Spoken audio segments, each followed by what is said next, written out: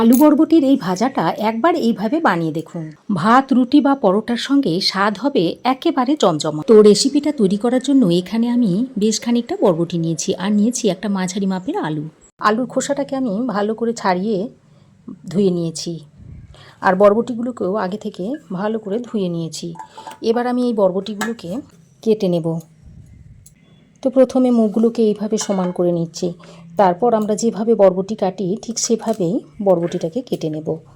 এই মাঝারি সাইজ করে বরবটিগুলোকে কেটে নিচ্ছি। বরবটির অনেক রেসিপি তো আপনারা খেয়েছেন, তো এইভাবে একবার তৈরি করে দেখুন। যারা বরবটি খায় না বা বরবটি খেতে পছন্দ করে না তারাও একদম আঙুল চেটে খাবে।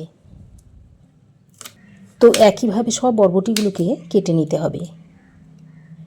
তো দেখুন সব বরবটিগুলোকে আমি কেটে একটা প্লেটে তুলে নিয়েছি।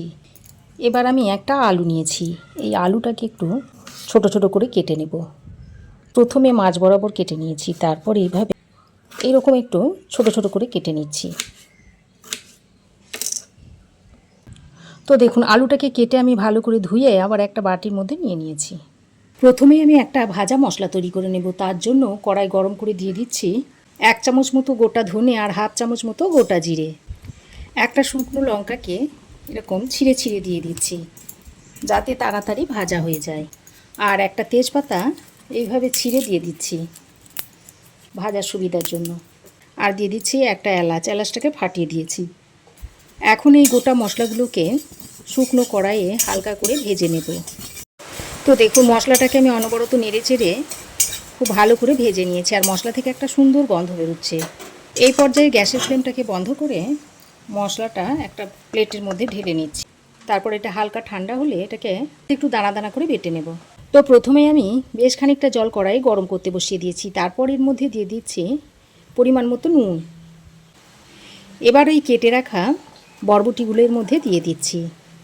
বরবটিগুলো দিয়ে নুন জলের মধ্যে ভালো করে নেড়ে চেড়ে মিশিয়ে নিয়ে এই বরবটিটাকে 3-4 মিনিট মতো একটু ভাপ দিয়ে নেব। খুব বেশি ভাপ দেব না, তাহলে আবার সেদ্ধ হয়ে যাবে। এই বরবটির মধ্যে অনেক কীটনাশক ব্যবহার করা হয়, সেই কীটনাশকগুলো অনেকটাই চলে যাবে। আর এই বরবটিটা খেলে গ্যাস হবে না যেমন,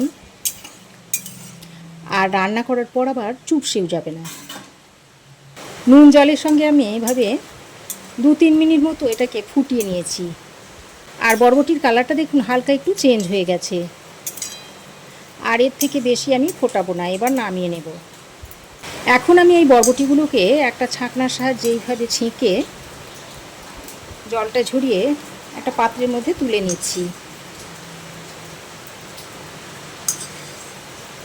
দেখুন এইরকম একটু ভাপ দিয়ে নিয়েছি। এবার আমি কড়াইটাকে ভালো করে পরিষ্কার করে নিয়ে আবারও গ্যাসে গরম করে নিয়েছি। তারপর এর মধ্যে দিয়ে দিচ্ছি সর্ষের তেল।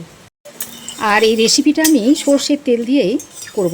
এই রেসিপিটা সর্ষের তেল দিয়ে করলেই খেতে বেশি ভালো লাগে। তো তেলটাকে ভালো করে গরম করে নিয়ে এর মধ্যে দিয়ে দিচ্ছি হাফ চামচ পরিমাণ কালো জিরে আর দিয়ে দিচ্ছি একটা ফাটিয়ে নেওয়া শুকনো লঙ্কা। এখন কালো জিরে আর শুকনো লঙ্কাটাকে হালকা করে ভেজে নিচ্ছি যতক্ষণ না ফোড়ন থেকে মিষ্টি একটা গন্ধ বেরোচ্ছে।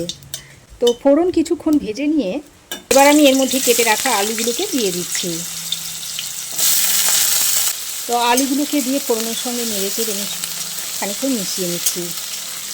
তারপর আলুটাকে একটু লাল লাল করে ভেজে নিতে হবে। আলুটা যাতে তাড়াতাড়ি নরম হয় সেই জন্য এখানে অল্প পরিমাণে একটু নুন দিয়ে দিলাম। নুনটা দিয়ে আলুর সঙ্গে আবারও ভালো করে নেড়ে চেড়ে মিশিয়ে নিয়ে একটা ঢাকনা লাগিয়ে আলুটাকে কিছুক্ষণ ভেজে নেব। এতে করে আলুটা খুব তাড়াতাড়ি নরম হয়ে যাবে। তো ঢাকা দিয়ে আমি আলুটাকে এই 2-3 মিনিট মতো ভেজে নিয়েছি। আর আলুর গায়ে দেখুন হালকা একটা কালার হয়েছে। এবার আমি এর মধ্যে দিয়ে দিচ্ছি একটা মিডিয়াম সাইজের কুচনো পেঁয়াজ। তারপর পেঁয়াজটাকে দিয়েও আলুর সঙ্গে আরও কিছুক্ষণ ভেজে নেব। আলুটাকে কিছুক্ষণ ভেজে নিয়ে তারপরে আমি পেঁয়াজটাকে এর মধ্যে দিয়েছি। এইভাবে দিলে পেঁয়াজটাও হালকা ভাজা হয়ে যাবে আর আলুটাও খুব সুন্দর করে ভাজা হবে। তো দেখুন পেঁয়াজটা দিয়ে আলুর সঙ্গে আরও কিছুক্ষণ ভেজে নিয়েছি। আর এই সময় আমি হাফ চামচ পরিমাণ দিয়ে দিচ্ছি হলুদের গুঁড়ো আর সামান্য পরিমাণে একটু লাল লঙ্কার গুঁড়ো দিয়ে দিচ্ছি। গুঁড়ো মশলাটা দিয়ে আলুর সঙ্গে আবারও ভালো করে মিশিয়ে নিচ্ছি। আর আজকের রান্নাটাতে আমি জল ব্যবহার করব না, তাই গ্যাসের ফ্লেমটাকে একদম লোতে করে দিয়েছি। তো এইভাবে গ্যাসের ফ্লেমটাকে লোতে করে ঢাকা দিয়ে দিয়ে রান্নাটা করে নেবেন, দেখবেন খেতে খুবই টেস্টি হবে। এবার আমি এর মধ্যে দিয়ে দিচ্ছি একটা ছোট্ট সাইজের টমেটোটাকে আমি 4 ফালা করে দিয়ে দিয়েছি। টমেটোটাকে দিয়ে আবারও আলু পেঁয়াজের সঙ্গে নেড়ে চেড়ে মিশিয়ে নিচ্ছি। তারপরেই আমি এর মধ্যে ওই ভাপ দিয়ে নেওয়া বরবটিটা দিয়ে দিলাম। এখন ভাপানো বরবটিটা দিয়ে আবারও আলুর সঙ্গে নেড়ে চেড়ে মিশিয়ে নিচ্ছি। আর এই সময় আমি আরও যেটুকু নুন লাগবে সেই স্বাদ অনুযায়ী নুনটা এর মধ্যে দিয়ে দিলাম। আগেও আমি নুন যেহেতু দিয়েছি তাই আমি নুনটা সেই বুঝে পরিমাণ মতো দিয়ে দিলাম। নুনটা দিয়ে আবারও সব কিছুকে একসঙ্গে ভালো করে নেড়ে চেড়ে মিশিয়ে নিয়ে এবার আমি আবারও ঢাকা দিয়ে মিডিয়াম ফ্লেমে আরও 3-4 মিনিট রেখে দেব।